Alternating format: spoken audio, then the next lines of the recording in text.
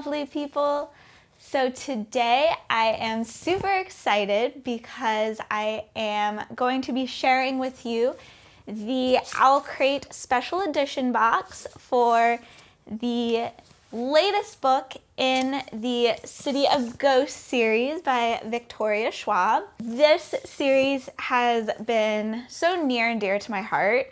I know it's middle grade and I'm not exactly the target audience for it, but this was the first book I ever read by Victoria Schwab, and I have just fallen in love with her writing, and I have picked up some of her backlist books. I last year just read The Invisible Life of Addie LaRue and just loved it.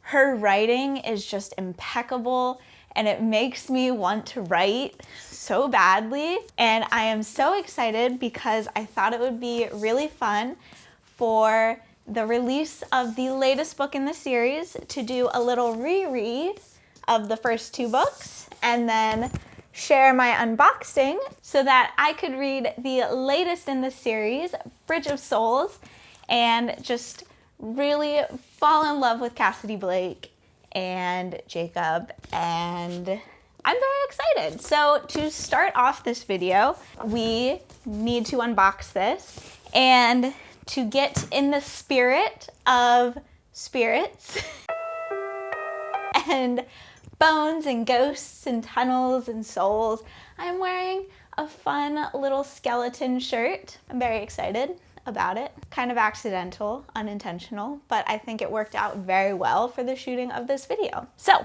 let's unbox this.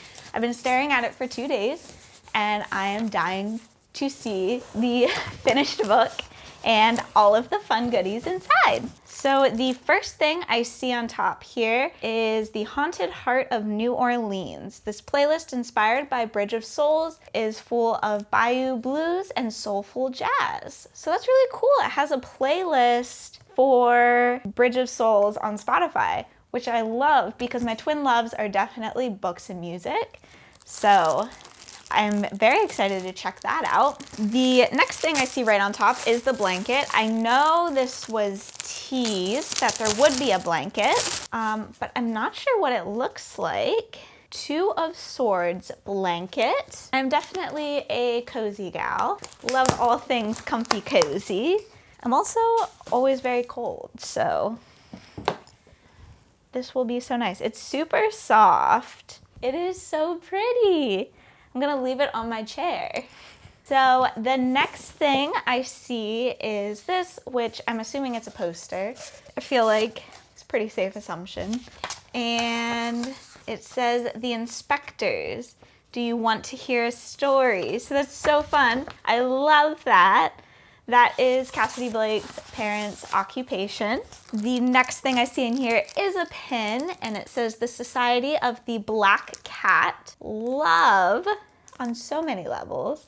I love black cats. I have a black cat. She just presently does not live with me, and it's really sad. Next thing I see is a little red pouch, and I think it's a button. It is not, it's a mirror. Look and listen, see and know. This is what you are. That is so cute. So when Cassidy and Jacob encounter ghosts, they show them reflection in the mirror and they chant that so that the ghosts can be finally sent to rest. I love that like this ties in and is something kind of from the book, but it's a practical item. That is so clever. The next thing I see in here is a little lip balm. Looks like it is French inspired, French Quarter New Orleans. So French New Orleans. It is vegan, which is always a plus. It doesn't have a crazy like scent to me, which is nice. So always nice to have some lip balm. The next thing I see is Bridge of Souls trading card set. That is so fun. Should I open it? I guess I should. Who will I trade with? There's a lot of cards in here. All these cards are so nice. So it's all of the like characters from the book. That's so fun. So like, for example, here's Cassidy, and on the back it says species human paranormal expertise. She's a ghost hunter and in-betweener. She's interested in photography and special skills, making reckless decisions, and thinking out loud. That is so cute. I love that. These would make really nice bookmarks too, because I am definitely in the camp of I have bookmarks and I use everything except bookmarks to mark where I'm at in books. And with that said, we have a bookmark. On the back it says, "We have found you and we will return you to the dark." And it's just this cool dark fella. And it looks like it's just a wooden sign. It says, "Do not enter Seance in Session, Hotel Cardick." I love that. This is so just my vibe in general, in life, without books. And then the last thing we have in here is the book. It is beautiful. I actually went to Barnes & Noble the day it came out, and I wanted to buy it so badly because it was at the beginning of the month. I'm filming this on March 24th, I believe. So it's been out for a while. And I told myself to wait because I pre-ordered this, and I had no reason to own multiple copies of the same book, but I wanted to read this so bad. So I am so excited to dive into this. Here's Bridge of Souls. I honestly don't even know what this is about. I just know it continues with the series, and that's all I need to know. And I am going to dive right into this, and I'm sure I will be amazed. With the book came this nice note from the author with a picture of the front cover, and then this really cool sticker that says New Orleans. It kind of looks like a postage stamp, which is very fun.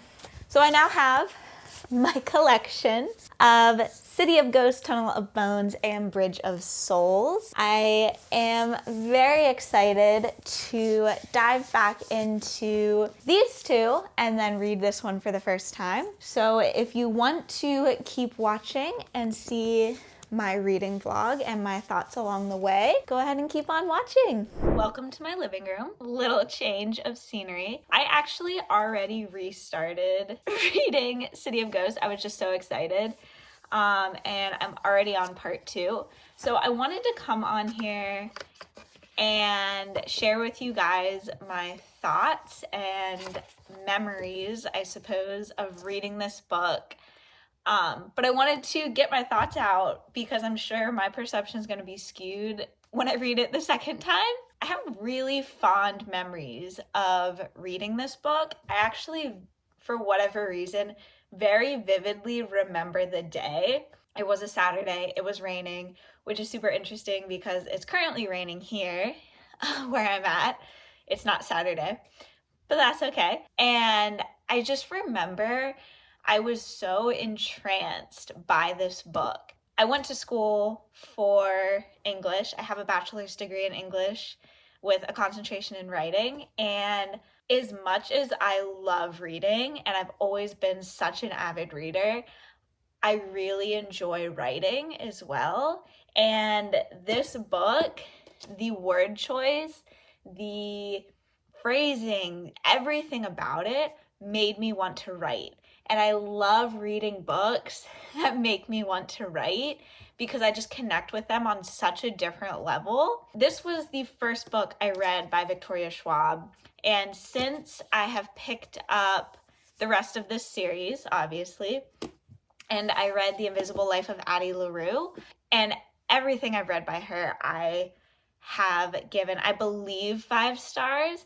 I did give this 5 stars the first time I read it, and I read it about 2.5 years ago. It was like right after it came out. I believe it originally came out in August 2018, and I read it at the beginning of November of that year. So it's been almost 2.5 years. I haven't read it since, but I just remember literally kind of annotating pages from this book and sending pictures of like certain phrasing to people. So I wanted to highlight the first thing I underlined in this book, and it's on page 21 if anyone's super curious, but it says, "But when you take a photograph, things stay still. The way that they were is the way that they are, is the way that they will always be." And I remembered, like, when I initially picked this book up, I thought it sounded super cool. I had just attended BookCon. Victoria Schwab is obviously a very big name in the author community across a lot of boards, but especially in the YA community. I thought this sounded super cool. They were handing out ARCs of it. Didn't end up getting one at BookCon. I remember like picking this up, going into it, thinking it's a middle grade. I'm sure it's going to be like a cute little story, but you know, I didn't have super high expectations. And I started reading it and I was just like so blown away. And then I vividly again remember getting to that part. So it's the beginning of chapter 3, page 21. And I was just so taken aback. I literally put down the book and just had to sit with those words. And again, I love that. That hits me as somebody, as a writer myself, an aspiring writer myself, and a person who has read their entire life. Like, for a book to have that sort of effect is exactly what I'm looking for. I don't care if it's poetry, nonfiction, thriller, middle grade, YA, adult, doesn't matter. I'm looking to have that sort of feeling. And that is why I have been so excited to reread this. And I am so excited to read the third book in this series. And I'm excited to reread the second book, obviously. I just wanted to hop on here before I get too much further and be able to share with you guys my initial thoughts and memories of the first time I read this, and that I am so far having the same reaction and enjoying this, and I am ready to dive back in to part 2. So I will come back on here and check in once I get a little further in the book.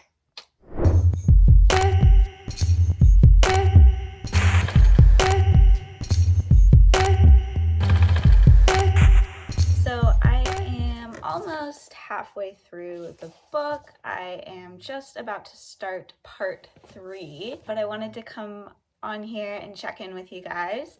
I'm still loving it just as much as I remembered, and I wanted to share a couple quotes with you. So all of these quotes that I'm reading for you guys are things that I highlighted the last time I read this, and it's really fun to revisit a book that I just remember so fondly and have that same feeling with the same quotes the second time around. So on page 55, it says, "We have a whole book to write," she says, squeezing me around the shoulders. "And how do we write it? One page at a time," I say automatically. And this is, she's kind of, obviously her parents are authors and they write these books, but they're also just talking about life. And I really love the kind of metaphor between books and life. And then like the next page, on page 56, it says, "Nothing happens until it happens, and then it's already happening." That's one of Dad's sayings. And I just love that. Like, nothing happens until it happens, and then it's already happening. Like, it's one of the, like, that makes perfect sense. And then there was another quote here, and it says, page 95. It says, "Stories have power," she says, "so long as you believe them." I think quotes like that really hit home for me because I have such a love of words and stories and story writing and just wordplay, and it kind of leaves me speechless in a way. But I am still enjoying this just as much as the first time. I am flying through it. and I am going to keep reading. So I will check in with you guys when something exciting happens, I find another quote, or I finish the book. I guess I could share. So I'm about halfway through. Cassidy just found out that Laura Jane is like her, that she can see ghosts, and Cassidy has had a few bad experiences going through the Vale in Scotland. Things are about to get interesting. I remember Laura kind of expressing to Cassidy about how Jacob should move on and not be kind of in the real world. And I remember getting like very like defensive for Jacob, that Jacob is Cassidy's ghost best friend and he needs to stay here. So I am excited to continue reading and continue growing attached to these characters. One other thing, I guess, to highlight that I think is really cool, something I really appreciate about this book is that it is a middle grade, but the word choice is just impeccable. But it's very evidently for a middle grade. It's written in a very kind of watered down, relatable way for a younger demographic. And there's different points in here that it makes it, again, very evident that the main character is a younger, middle school aged person. So her family has traveled to Scotland now to film this series, and in Scotland, for example, they refer to French fries as chips. So her family orders fish and chips for dinner, and she can't believe it. She thought that they all spoke the same language, and now she's just finding out all these other words for things. So, you know, pants are trousers, and I think a middle grader would really enjoy reading this, but I also, as a 28-year-old, am enjoying it just as much. And I think it takes a very skilled writer to be able to write a book that can be relatable to all ages. So I'm going to dive back into this, and I will check back in when something happens. So I have changed scenes again. I'm currently sitting at my desk, and I just finished City of Ghosts. I actually decided to pick up the audiobook on Scribd for the second half because I was really in the mood to play Toontown on my computer, and I really wanted to read this book, so I decided to do both at the same time. I did kind of follow along a little bit in my physical book as well, and I have a couple more annotations that I made previously that I want to share with you guys. So on page 205, it says, "You are not the opposite of living, you are just temporarily without a life." And like in the context of the story, I think that like just seems so simple. Cassidy has her life thread taken from her, but I don't know, that just hit home with me just about like real life. And then on page 206, it says, "Ghosts don't stay because they want to, they stay because they can't move on." That's something that I really enjoyed about the book, kind of a theme throughout, that the ghosts are trapped in the Vale because they don't understand the kind of situation. I thought I heard my cat. The situation around their death, and or, you know, they just can't move on. And again, that's something kind of going back to the Vale. Victoria Schwab, I think, married this idea of so many people and different stories coming together. So the whole idea behind the veil is that is where ghosts go when they can't move on. But time continues to move forward in the real world. So the veil is just this compilation of all these different timelines, and it's all these people living the same moments over and over again from all throughout history. And I just think that's a really cool idea. The culmination of everybody's stories into one. It's something I really enjoyed, and definitely something I was looking forward to reading more the first time around when I read Tunnel of Bones. I also kind of forgot, and I don't think fully appreciated, just the rich history that is in this. Europe, just as a continent, has so many more years of history than we do here in America. And there's just so many more years of stories and life and things that happened.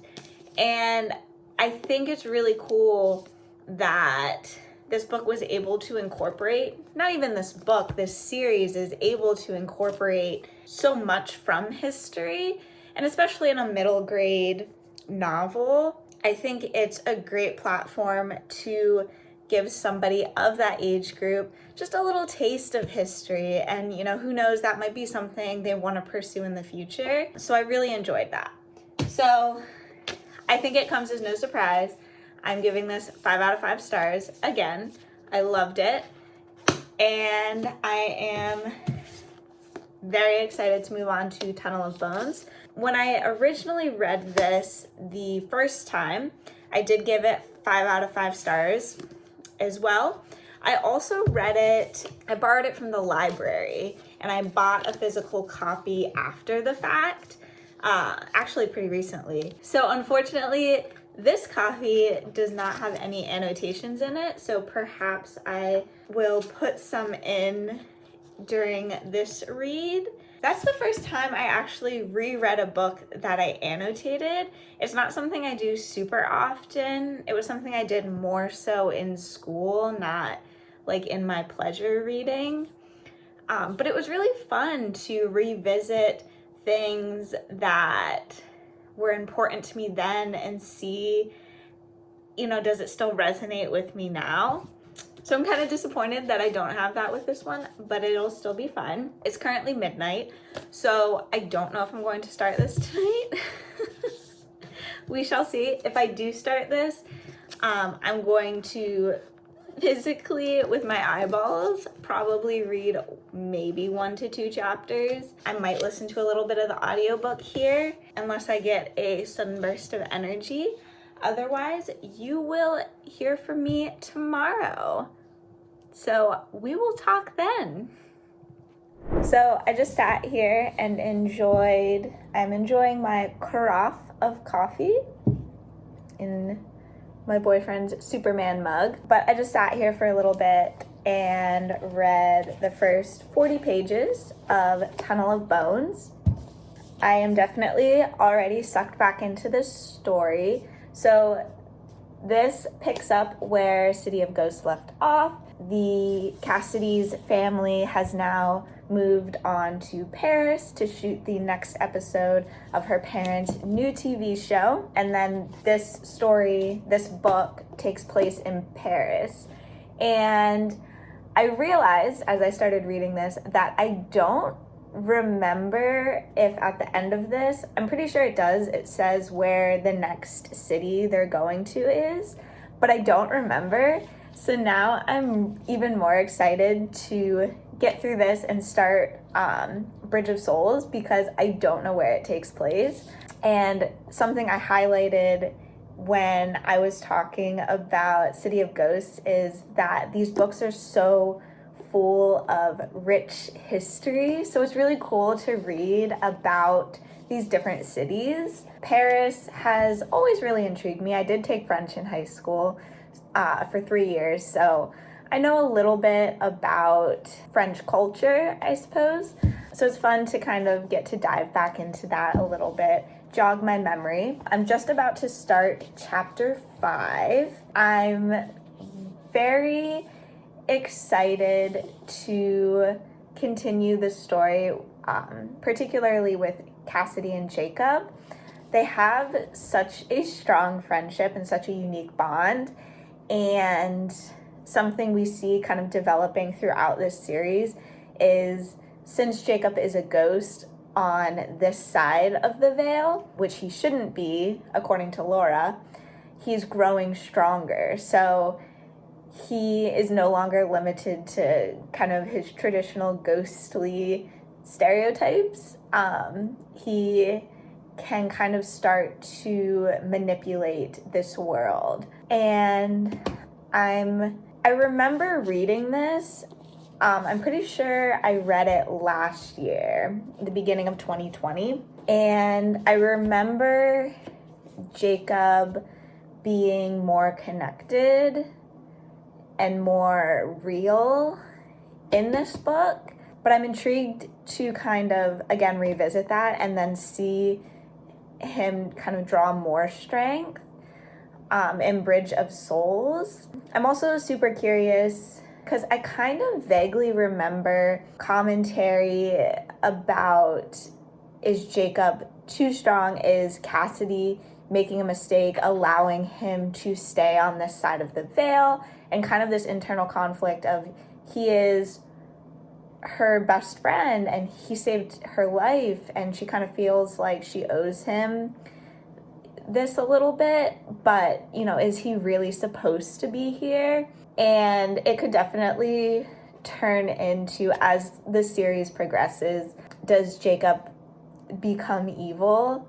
And I really hope it doesn't. I really just they have a nice, wholesome friendship, and I just want Jacob and Cassidy to be happy. So, like I said, I'm about 40 pages in. I'm about to start chapter 5. Still thoroughly enjoying this. It is a beautiful day outside, so I think I actually am going to take my book to the dog park at my apartment complex and let my fur child run around for a little bit. She's waiting so patiently for me to take her to go play outside. So I'm gonna take this and try to read, which I have never done. So this could be very fun, or it could just go terribly, but we're hoping it'll be very fun. So I will check back in when something interesting happens.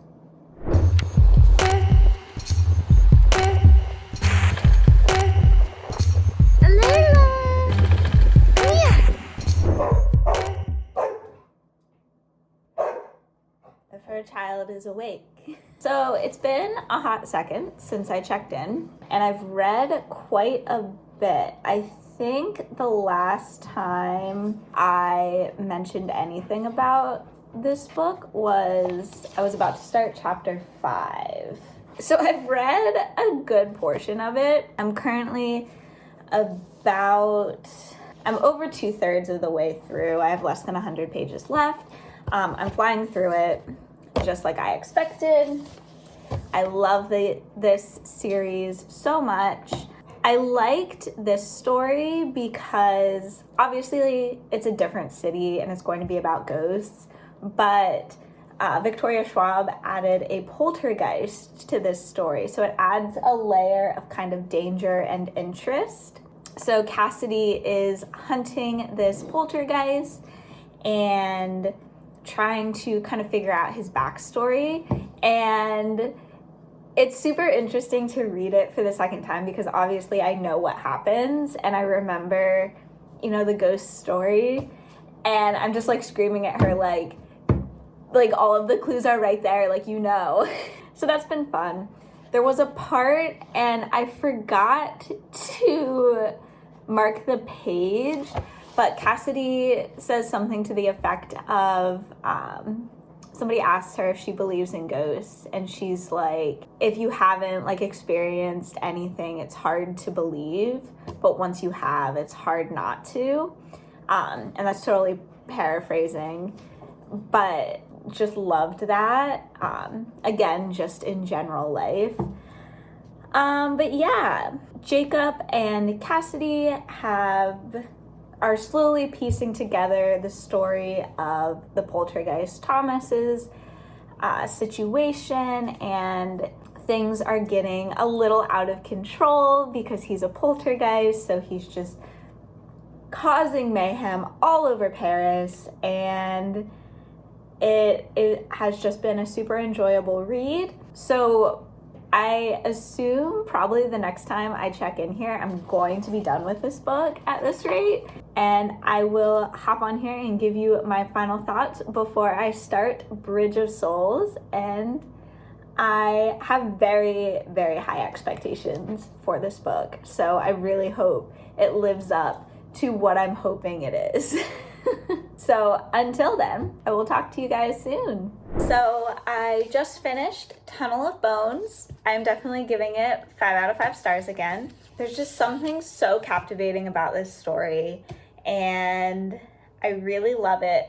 I did forget that it kind of ends in a cliffhanger. Cassidy sees a man across the way with a skull mask, and she ends up fainting and coming back to, and that's kind of where the story ends, but we don't really get closure as to who this man is. So I did forget that, so now I am even more intrigued, adding to the excitement to pick up Bridge of Souls. I do want to share with you one quote that really stuck out with me. On page 276, it says, "I've only ever known Jacob the ghost. What that really means is that I've only known Jacob from the point when he entered my story. I didn't think so much about the fact that he had a story of his own, a whole life, short as it was, before he got tangled up, before he became my best friend." And I am just so entranced by this whole idea that people have their own stories. People have their own situations before entering your life, and how all of our stories connect. And I love that as a metaphor. I love that just as a thought. And I think that's a big part of the reason why I really am just loving this series, because it's just a collection of everybody's stories coming together. This one, I definitely felt more empathy towards the kind of evil ghost. In City of Ghosts, the Raven in Red, she just comes across as like a very evil woman. There's no sympathy for her. Like, she's stealing all these children, and yes, she has a sad backstory, but I don't know, I just didn't empathize with her. Alayla apparently did. She's very upset. But in Tunnel of Bones, I don't know if it's because the ghost is a little boy and he's just lost, or I don't know, but I was very upset by his story, and it definitely made me connect with the story a little bit more. So yes, I'm giving this 5 out of 5 stars, and I am super excited to dive right into Bridge of Souls. It did not conclude and tell us where the next, what city they're going to. So I'm going to read the synopsis and we will find out together. And I'm very excited. It is New Orleans. Okay, I wasn't expecting that. I was expecting Europe. That is super cool. So this book is slightly longer than the first two. Not significantly, I think it's 20 pages. But you can see it's just a hair bigger. I think I'm going to take a little break from this series and just catch up on some YouTube videos, play a little Sims, probably make dinner, and I will dive into this in a little bit, but I will certainly hop back on here and give you guys some of my initial thoughts. I should probably also go see why my fur child is going crazy. So, I will come back as soon as I have some thoughts for you about Bridge of Souls. It is the next day. I ended up falling down a YouTube rabbit hole last night, and I just really got into playing Sims, and I just kind of had like a quiet night in with myself. It was very nice. So I didn't get too far into this book. I'm on chapter 4, so I'm about 40 pages in. I did read a couple chapters while my dinner was cooking, but so far, I am really enjoying this. I had the thought last night that I really wish I was doing this in the fall during spooky season, because this book, Cassidy seems to have found something even scarier, even stronger than ghosts. That's kind of what this book is alluding to. So each book, she's progressively facing something more challenging, which is super fun. But it would be such an experience to read it like in October. It is kind of cool that I'm doing it now. Obviously, this book came out at the beginning of March. Cassidy's birthday is at the end of March, so we're celebrating her birthday, and it's all right. I really like New Orleans as a setting. It's super cool, really immersive. Something I really appreciate about Victoria Schwab is she's able to create these really immersive environments, and you're just so drawn in and captivated by the setting and just the entire everything going on in the book, but it doesn't feel too descriptive or bogged down with too many words. I think that's part of another reason why I really connect with this story. She just has this way to perfectly craft the environment. I also noticed yesterday, and I don't know why it took me this long to notice, but the book, it has this really pretty, I don't know, you can kind of see it there, this impression on the cover of like a sugar skull. And it's just really cool, very on brand for New Orleans. And that's all I really have to say at this point. Nothing super crazy has happened. We do know at this point that at the end of Tunnel of Bones, Cassidy sees a man in a skull mask. And we do know at this point that whatever that was is going to be making a reappearance in some way in Bridge of Souls. And I don't remember if it was like a blurb, or I don't think it was in the synopsis, but somewhere I like read that Cassidy is now being hunted by death. So I don't know if maybe that's what the Skull Man is, but we're into it. It's also, I feel like it's not too scary either. I think it definitely has an air of mystery, and it's a bit of a thriller, but it's nothing that like a middle grader like is going to be traumatized by reading, which is super great. So my dog is wreaking havoc and she wants to go out, so I'm going to take her out now, go to the park. Maybe I'll read a little bit there. Probably not, because I can't hold coffee, a book, and a dog, but I will check back in once I get further into the story. So Layla, what do you have?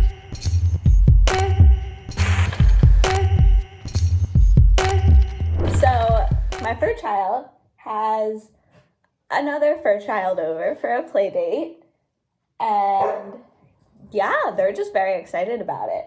They seem to have seen something outside. So I'm about 120 pages in to this book, and I just left off at a very big cliffhanger, so I really want to keep reading, but I wanted to hop on here and just kind of give you some more thoughts. And there's two kind of passages from the story that I want to share with you guys. So on page 51, it says, fear is like the veil. It's always there. It's up to you to still go through. And I love that. You should never let fear hold you back from doing things. I unfortunately do that a lot. I'm a very anxious person, but I love that idea. And then on page 55, it says, because the veil isn't really one place, it's a collection of remembered spaces, stitched together, each tethered to a ghost, their life, their death, their memories. That's why some parts are empty, no ghosts to hold them up. So something cool with this book that we haven't seen in the previous two is this idea that, of course, the veil is like a scene from a story, and it shows, you know, unfortunately, the ghost, how they met their end. But something unique with New Orleans is we're seeing how this same space has different stories with different people through different generations. So it's a few days later, and I've finally finished Bridge of Souls. I ended up not reading it for a couple of days just because I got busy with life, but I also was trying to kind of savor it. I really enjoy this series, and I love Victoria Schwab's writing, and I just didn't want it to end. So I did end up finishing it. I did give it 5 out of 5 stars. It's just incredibly immersive. The entire series, it really just captivates you and draws you into whatever setting is taking place at that time. I really enjoyed that this book was slightly different than the first two. I wasn't sick of the ghosts at all, but especially in these first two books, it's kind of a similar story, just told in 2 different places because she's hunting ghosts. And as I kind of mentioned, I think in an earlier clip, they progressively are like getting more and more malevolent. So this one, she's just kind of figuring out, getting her feet wet in hunting ghosts, and she meets, you know, something super terrifying, the Raven in Red. And then, you know, this book, she meets a poltergeist. And then this one, she's being hunted by Death himself. So I did enjoy that this was not straight up ghost hunting, although I would not at all have been disappointed if it was. I also really enjoyed the New Orleans setting. I thought it was really cool. I thought Victoria Schwab went into a little bit more explanation of the veil and how it operates in this book, which that was super cool to see, especially because that's such a pertinent part of this entire series.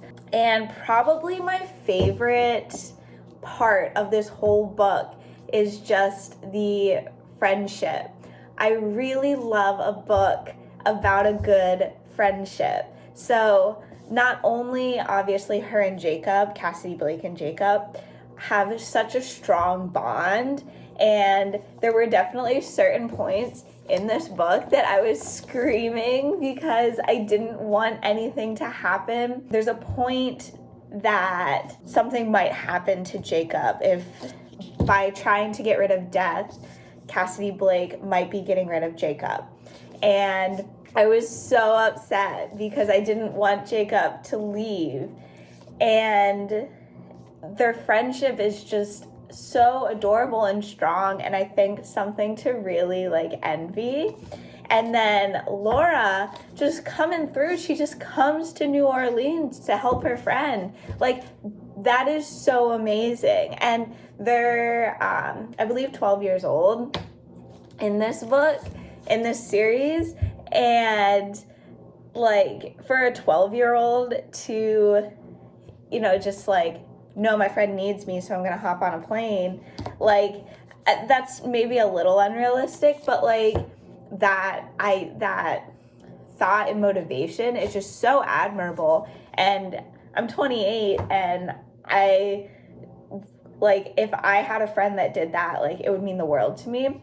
So I thought that whole arc storyline was incredible. I really think that Cassidy Blake and Laura have really solidified a friendship, and this one I did appreciate seeing that Laura and Jacob kind of came to an understanding and they're not like feuding, so the three of them can kind of have a friendship.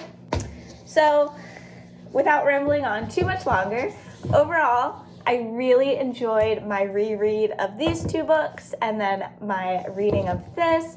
I gave them all 5 out of 5 stars. I definitely recommend it to everyone, especially as a middle grade series. I really think this writing is just for everyone. It's just a super enjoyable series. I got exactly what I wanted from it, and I really hope that this series continues so I can keep reading. But I hope that you enjoyed this vlog style reading adventure with me, and I hope that you have a wonderful day. Bye!